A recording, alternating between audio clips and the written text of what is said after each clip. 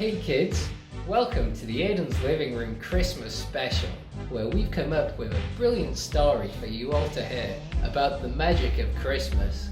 The story is all about Santa Claus and how Santa Claus came to be such a jolly old fellow. Ha ha ha! Anyway, let's get right into the story. So Santa was born in a small nameless town in the Midwest. Santa was starry-eyed and hopeful. Santa's story starts when he moves into the Big Apple, looking for his big break. He was a screenwriter. Soon, however, he found New York was not all it was made up to be.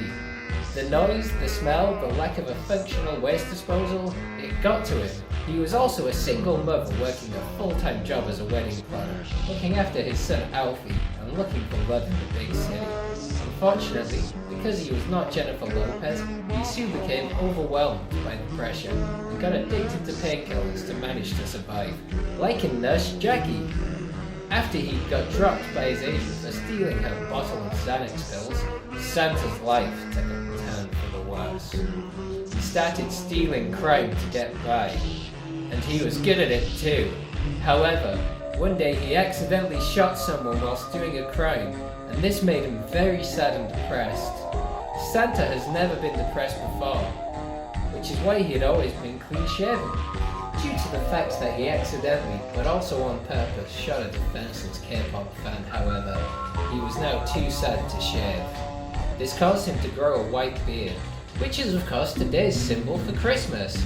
People grow out their facial hair in Movember and December to honour Santa's memory, as well as the value of violence against those who love boy bands. Wow, I bet you didn't know that, kids. Ha ha ha ha ha.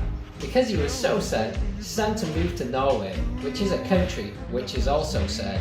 He started telling people his life story, and that is how the genre of Scandinavian noir cinema was created. Marcella's season 2 from Netflix was actually based on his secret childhood. He also travelled back in time, by accident. Silly Santa. This was actually quite good, however, because Santa's gang experience meant he was great at pillaging defenseless villages.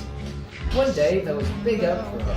All the Vikings saw that Santa had caught syphilis because Santa had secretly pillaged the American coast as well. Ah, naughty Santa! The Vikings were not happy with that and planned to execute him for his crimes. Then they remembered that a Ryanair flight was way worse than any execution, so they booked him one of those. Santa was really sad he had to leave his Viking friends, but swore to redeem himself through heroic deeds. When the plane landed in the North Pole, Santa decided to make it his new home. However, like many white explorers before him, he forgot there were already people living there. The people of the North Pole were a race of elves who had not been casting Lord of the Rings because they were too small, but they were still very friendly. One of them was Kate Blanchett's cousin's hairdresser, which she never stopped talking about. They invited Santa in for tea and also harmony between their people as friends. However, Santa didn't want friends, and so he cracked his knuckles and he began a massacre of the elves on a day known to them as Christmas, which means in their forgotten language, the day of the blooded snow. That was the 25th of December, and Santa declared it a national holiday. Now that he had established himself as the undisputed ruler of the elves by publicly murdering their leaders, and also making example of several community leaders who dared voice dissent, Santa fully turned to the dark side.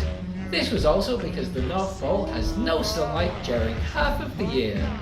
He created Facebook and TikTok in order to keep the elves distracted, as well as feeding racial tensions between different tribes of elves in order to divide them and solidify his grip through cultural hegemony. Also, Santa's syphilis was steadily getting worse, and he was hungry as well, because massacres are very hard work. So Santa ate one of the dead elves. Haha, naughty Santa! Suddenly, his syphilis symptoms were slightly alleviated. Santa immediately realized it was because the Christmas elf's blood was actually Coca-Cola. Delicious! So Santa now had a home, a people to rule as a slave species, and a steady source of that refreshing, sugary beverage. All he was missing was someone to love. Santa was on the internet a lot, mostly to watch naughty pictures of Christmas elves to naughty things to each other. But on the pop-ups on the playoff site, he saw an advertisement for mail-on rights.